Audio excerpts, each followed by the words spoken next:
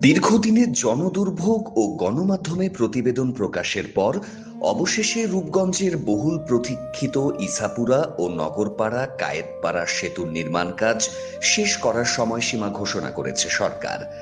বালু নদীর ওপর নির্মাণাধীন দুটি সেতুর কাজ আগামী 1 বছরের মধ্যে সম্পন্ন করে যান চলাচলের জন্য উন্মুক্ত করা হবে বলে জানিয়েছেন সড়ক পরিবহন ও সেতু মন্ত্রণালয়ের প্রতিমন্ত্রী হাবিবুর রশিদ হাবিব।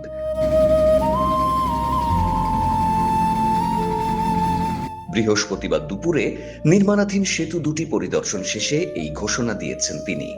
সম্প্রতি উত্তর রূপগঞ্জের মানুষের দীর্ঘ ভোগান্তি ও নির্মাণ কাজের ধীরগতির বিষয়টি তুলে ধরে দৈনিক এদিন পত্রিকার অনলাইন ও ডিজিটালে প্রতিবেদন প্রকাশিত হওয়ার পর বিষয়টি নতুন করে আলোচনায় আসে। পরিদর্শনকালে প্রতিমন্ত্রীর সাথে ছিলেন নৌপরিবহন প্রতিমন্ত্রী রাজীব আহসান, নারায়ণগঞ্জ 1 আসনের সংসদ সদস্য মুস্তাফিজুর রহমান ভূঁইয়া দীপু, গোপালগঞ্জ 3 আসনের সংসদ সদস্য এস.এম. জিলানী, ঢাকা 18 আসনের সংসদ সদস্য এস.এম. জাহাঙ্গীর সহ সেতু বিভাগ, সড়ক ও জনপথ অধিদপ্তর এবং নৌপরিবহন মন্ত্রণালয়ের ঊর্ধ্বতন কর্মকর্তারা। সেতু প্রতিমন্ত্রী বলেন, দীর্ঘদিন ধরে ঝুলে থাকা এই দুটি প্রকল্প দ্রুত বাস্তবায়নে সরকার কাজ করছে। আগামী 1 বছরের মধ্যে সেতু দুটি জনগণের চলাচলের জন্য খুলে দেওয়ার লক্ষ্য নির্ধারণ করা হয়েছে।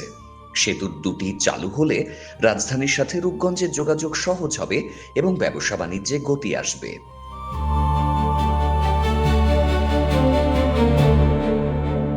স্থানীয় সূত্রে জানা যায়, 2018 সালে প্রায় 38 কোটি 88 লাখ টাকা ব্যয়ে পাতিরা ইছাপুরা সেতুর নির্মাণ কাজ শুরু হয়।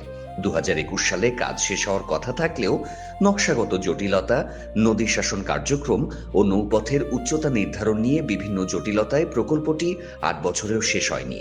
বর্তমানে কাজের অগ্রগতি প্রায় 75%।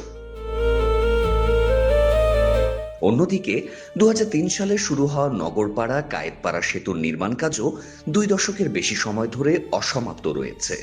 ফলে উত্তর রূপগঞ্জের 2 শতাধিক গ্রামের মানুষ এখনও ঝুঁকি নিয়ে ট্রলার ও নৌকায় বালু নদী পারাপার করছেন।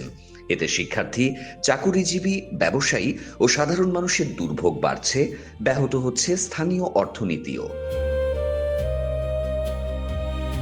সরকারের উচ্চ পর্যায়ের এই পরিদর্শন ও নির্দিষ্ট সময়সীমা ঘোষণা স্থানীয়দের মধ্যে নতুন প্রত্যাশা তৈরি করেছে। নির্ধারিত সময়ের মধ্যে সেতু দুটি চালু হলে রূপগঞ্জ শীতলক্ষ্যার পশ্চিম তীরে দীর্ঘদিনের যোগাযোগ সংকট দূর হওয়ার পাশাপাশি শিক্ষা, স্বাস্থ্যসেবা, ব্যবসা বাণিজ্য ও স্থানীয় অর্থনীতিতে নতুন গতির সঞ্চার হবে বলে মনে করছেন সংশ্লিষ্টরা।